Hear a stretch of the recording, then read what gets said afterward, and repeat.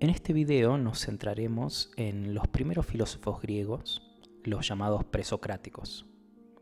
Concretamente, hablaremos de tres filósofos: Tales, Heráclito y Parménides. Tales nació en Mileto en el año 624 a.C. Al igual que el resto de los filósofos presocráticos, estudió la naturaleza y se preguntó por ese principio del que todo viene. ¿Cuál era, según Tales, ese principio del que se originaba toda la realidad que nos muestran los sentidos? Su respuesta: el agua. En un principio era el agua, y del agua surgieron las demás cosas: los árboles, los animales, el cielo, las montañas, el hombre. Al desaparecer, todas las cosas vuelven a ser agua, agua de la que brotarán nuevos seres. A pesar de lo que hemos dicho, no debemos confundirnos. El agua de Tales no es el agua que vemos en el río o el agua que bebemos para calmar la sed.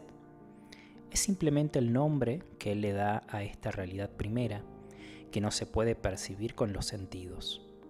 Los sentidos nos muestran las formas que adopta ese principio, pero no el principio mismo. Se cree que Tales llamó a esa realidad agua porque, como el agua, cambia de estado y es principio de la vida en la tierra.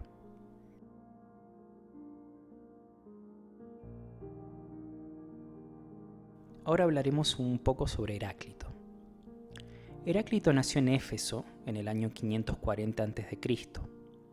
Una de las afirmaciones más conocidas de Heráclito es: nadie se baña dos veces en el mismo río. ¿Qué significa esto? La segunda vez que volvemos al río para bañarnos, el río ha cambiado y nosotros también. Esta es su idea central: todo cambia.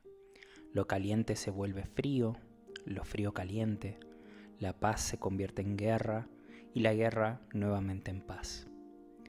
Mientras unas cosas mueren, otras llegan a la vida. El día cede su lugar a la noche y la noche al día.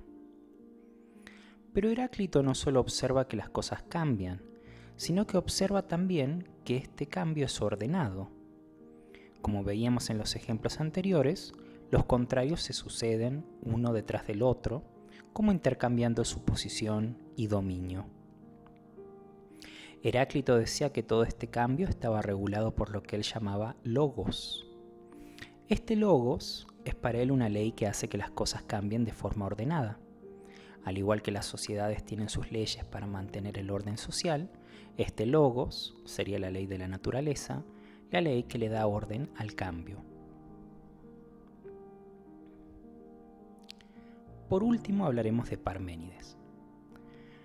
Parménides nació en Elea en el año 530 a.C. Para él, los sentidos nos engañan y la única verdad es la que obtenemos mediante el pensamiento. Lo que nos muestran los sentidos sería entonces falso porque es contrario a lo que nos enseña el pensamiento o la razón. Lo que le interesa a Parménides es pensar el ser, pero podríamos decir que más bien le interesa pensar la idea o el concepto de ser. Con respecto a esto dice: el ser es, el no ser no es. Separa así el ser de la nada. La nada o el no ser nunca podrá ser, porque de la nada nada puede surgir.